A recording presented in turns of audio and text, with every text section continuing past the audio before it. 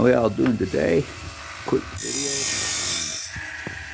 sharpening a bandsaw blade for my sawmill. I bought this earlier this summer and I've a learning curve getting it set up.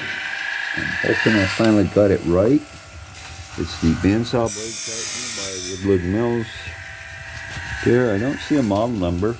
It's the cheaper one, it's not the most expensive. It's made by that company right there for them, I believe.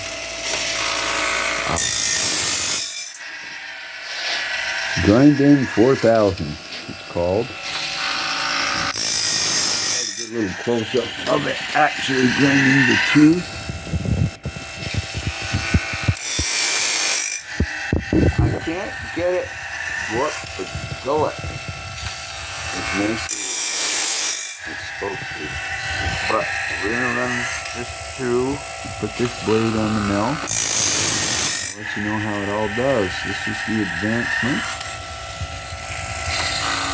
It's adjusted out. It seems to be working good now.